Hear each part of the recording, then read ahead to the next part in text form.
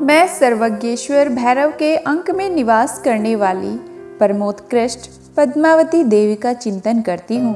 वे नागराज के आसन पर बैठी हैं। नागों के फणों में सुशोभित होने वाली मणियों की विशाल माला से उनकी देहलता उद्भासित हो रही है। सूर्य के समान उनका तेज है। 3 नेत्र उनकी शोभा बढ़ा रहे हैं। वे हाथों में माला, कुंभ, कपाल और कमल लिए हुए हैं तथा उनके मस्तक में अर्धचंद्र का मुकुट सुशोभित है। ऋषि कहते हैं, देवी का यह कथन सुनकर दूत को बड़ा अमर्ष हुआ और उसने दैत्यराज के पास जाकर सब समाचार विस्तार पूर्वक कह सुनाया। दूत के उस वचन को सुनकर दैत्यराज कुपित हो उठा और दैत्य सेनापति धूम्रलोचन से बोला, धूम्रलोचन, तुम शीघ्र अपनी सेना साथ लेकर जाओ और उस दुष्टा के केश पकड़कर घसीटते हुए उसे बलपूर्वक यहाँ ले आओ। उसकी रक्षा करने के लिए यदि कोई दूसरा खड़ा हो तो वह देवता, यक्ष अथवा गंधर्व ही क्यों न हो, उसे अवश्य मार डालना। ऋषि कहते हैं, शुंभ के इस प्रकार आज्ञा देने पर वह धूम्रलोचन दैत्य 60,000 असुरों की सेना को साथ लेकर वहां से तुरंत चल दिया। वहां पहुंचकर उसने हिमालय पर रहने वाली देवी को देखा और ललकार कर कहा, अरे तू शुंभ निशुंभ के पास चल। यदि इस समय प्रसन्नता पूर्वक मेरे स्वामी के समीप नहीं चलेगी तो मैं बलपूर्वक झोंटा पकड़कर घसीटते हुए तुझे ले चलूंगा। देवी बोली, तुम्हें दैत्यों के राजा ने भेजा है। तुम स्वयं भी बलवान हो और तुम्हारे साथ विशाल सेना भी है। ऐसी दशा में यदि मुझे बलपूर्वक ले चलोगे तो मैं तुम्हारा क्या कर सकती हूँ।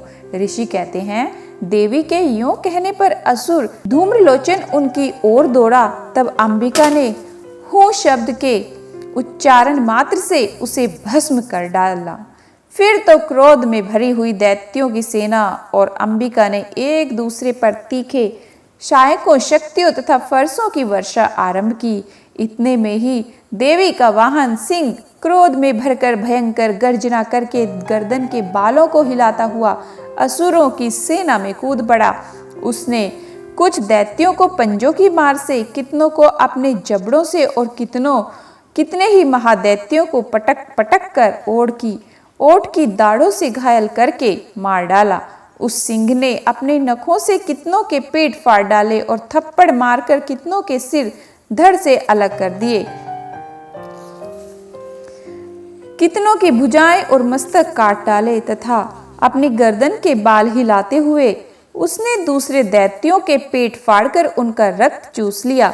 अत्यंत क्रोध में भरे हुए देवी के वाहन उस महाबली सिंह ने क्षण भर में ही असुरों की सारी सेना का संहार कर डाला।